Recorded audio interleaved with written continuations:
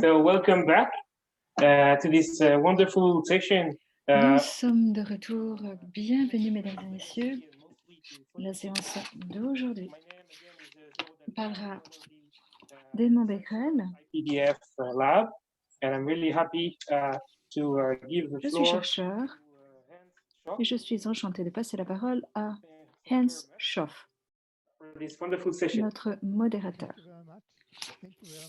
le modérateur de cette excellente séance. Merci infiniment d'avoir organisé cette excellente intervention. J'en ai bien profité jusqu'à présent. J'ai appris beaucoup de choses. On a des intervenants d'excellent niveau et je me réjouis d'avance d'entendre les interventions suivantes. Donc j'ai le grand plaisir d'accueillir le président du comité du prix Edmond Becquerel.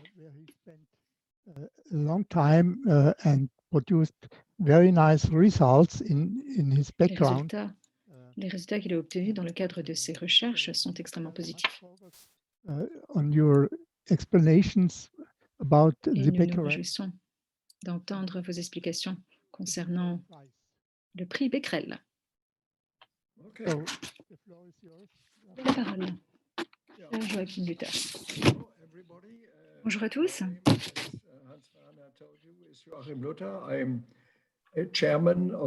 Bonjour, je suis Hans Schock, je suis le président de ce comité et bien entendu, c'est un grand plaisir pour moi ainsi qu'un grand honneur de vous présenter le prix Becquerel.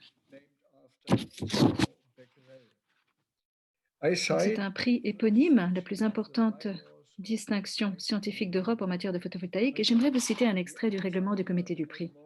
Je cite, « Le prix Alexandre Edmond Becquerel a été créé en 1989 par la Commission européenne à l'occasion du 150e anniversaire de l'expérience désormais classique qui a permis à Becquerel de découvrir l'effet photovoltaïque.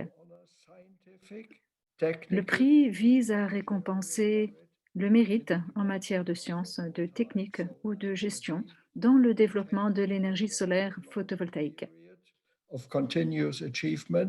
que ce soit à la suite de réalisations continues étalées sur de nombreuses années ou à titre exceptionnel pour une invention ou une découverte extraordinaire. C'est au premier chef un prix européen, mais qui n'a pas vocation à être exclusivement réservé aux ressortissants européens. Depuis 1989, nous avons eu en tout 28 lauréats et dans quelques instants, je vais vous en montrer quelques photos.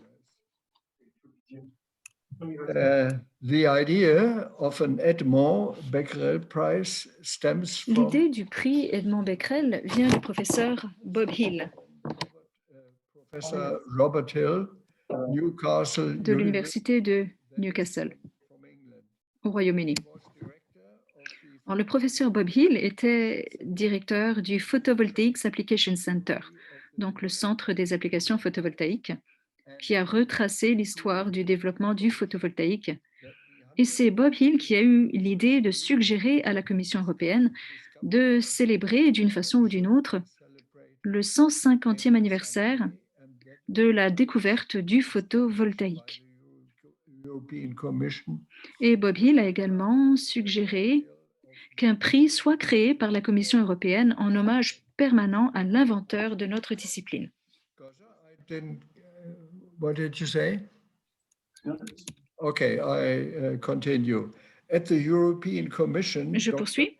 Au sein de la Commission européenne, le docteur Wolfgang Peis a reçu cette suggestion avec enthousiasme. Le docteur Peis était à l'époque responsable du programme énergie renouvelable à la Commission des communautés européennes. Par conséquent, nous devons la création du prix Edmond Becquerel au professeur Hill ainsi qu'au Dr Pals. Une vidéo de Bernard McNellis sur l'histoire du prix Becquerel et notamment sur le professeur Bob Hill qui a été diffusée pendant la pause déjeuner. La commission a demandé au professeur Bob Hill de mettre en place un comité du prix qui serait composé d'un panel international de scientifiques exceptionnels spécialisés dans le photovoltaïque. Alors, c'est ainsi que le professeur Van Overstraten de Louvain et fondateur de l'IMEC, c'est-à-dire de l'Institut de microélectronique et composants, en Belgique, a été élu le premier lauréat en 1989. Et le prix lui a été remis à l'occasion de la 9e conférence européenne sur l'énergie solaire photovoltaïque à Fribourg, en Allemagne. Le comité du prix est désormais composé de tous les anciens lauréats, d'un représentant de la Commission européenne et de 2 personnes liées à la conférence européenne sur l'énergie solaire photovoltaïque. Vous trouverez les statuts du comité du prix Becquerel sur notre page internet becquerel-prize avec un z.eu. La procédure de sélection annuelle du lauréat y est décrite de manière, espérons-le, transparente. Alors, je vais maintenant vous montrer des photos des précédents lauréats. Vous trouverez également des informations sur la façon dont on peut proposer des candidatures à ce prix. Donc, comme indiqué, je vais tenter de vous montrer quelques photos. Si vous me donnez un instant. Les voilà.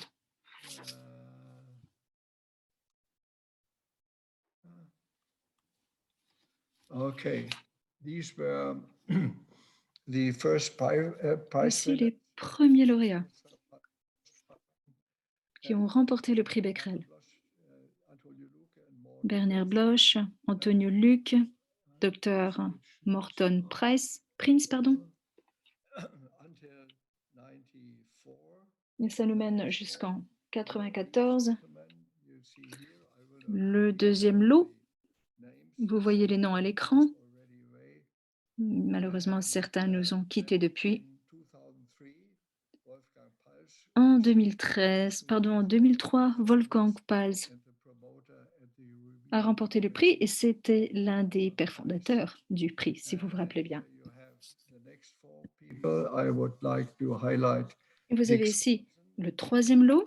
Et j'aimerais mettre en exergue Dieter Bonnet, Richard Swanson en 2006. Donc, l'une des vidéos diffusées lors de la pause déjeuner le concernait. En 2010, on peut mentionner le professeur Hans-Werner Schock.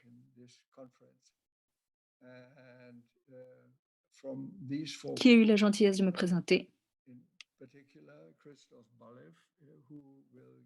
Sans oublier Christophe Balif, le prochain orateur.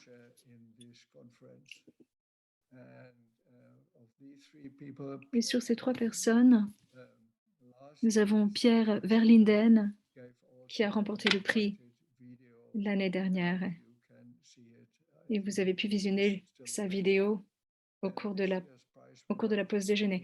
Et cette année, c'est le professeur Henry Smith qui a remporté le prix et ce sera l'intervenant suivant.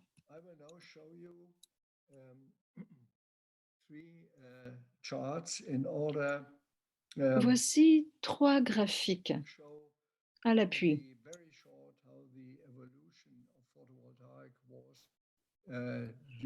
Un aperçu très rapide de l'évolution du photovoltaïque. Vous voyez aussi l'installation photovoltaïque en 90 en cumulé et au niveau mondial. Le seul point que j'aimerais mentionner à ce stade est le fait que ce prix Becquerel remonte à 1990. Et depuis, l'installation photovoltaïque en cumulé a beaucoup évolué. À l'époque, c'était invisible, on ne le verrait même pas sur cette diapositive. Car on parlait d'un autre ordre de grandeur. Vous le savez probablement, l'évolution des technologies sur le marché photovoltaïque a beaucoup s'est beaucoup concentré aux États-Unis, au Japon, en Allemagne au cours de ces 20 ou 30 dernières années. Et ensuite, la Chine est intervenue. Et voyez cette croissance presque exponentielle sur le graphique. C'est principalement dû aux activités qui ont lieu en Chine, parrainées par l'État, par le gouvernement, avec un soutien financier.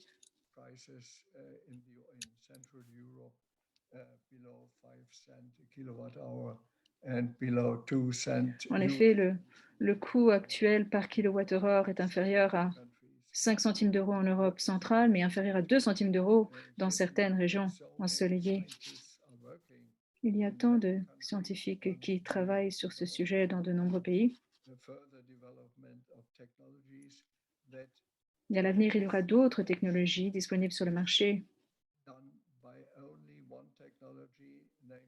Il faut bien comprendre que malgré ces différentes évolutions, c'est la technologie à base de silicium qui représente la majeure partie du marché. Aucune autre technologie n'a véritablement pénétré le marché à présent. Ça ne veut pas dire que ce sera toujours le cas.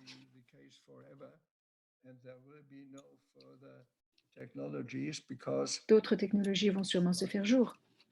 Comme vous pouvez le voir sur cette diapo,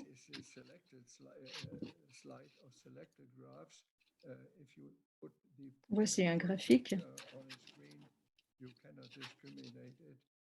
Et en fait, toute discrimination est impossible. Comme vous pouvez le constater, il y a énormément de technologies différentes qui sont en cours de développement dans le monde de la recherche. Et certaines de ces technologies vont forcément trouver leur chemin sur le marché. Et donc, le silicium aura fort à faire face à cette concurrence. Donc, voyez les technologies. En haut à droite, vous avez des technologies qui permettent un très fort rendement, notamment les technologies à base de perovskite, les cellules tandem, d'une part, qui ont un meilleur rendement que le silicium. Il y a des limitations au silicium, comme on l'a vu ce matin, avec un rendement qui se limite à 28-29%. Donc, de nouvelles applications vont se faire jour. Mais pour cela, il faudra de nouvelles technologies. Par exemple, il faudra une production de masse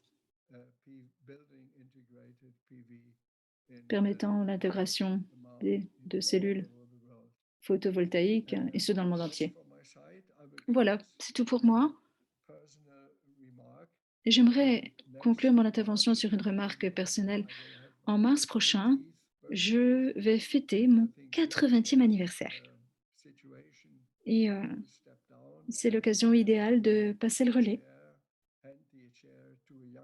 Après 10 ans, de passer le relais à quelqu'un de plus jeune et plus vaillant, à un successeur, à savoir le professeur Christophe Balif. Un grand merci à Christophe de prendre la relève. Et comme je vous l'ai déjà dit, le professeur Balif s'exprimera juste après le prochain intervenant. Merci beaucoup de votre écoute. Merci à vous, Joachim, de ce panorama bienvenu.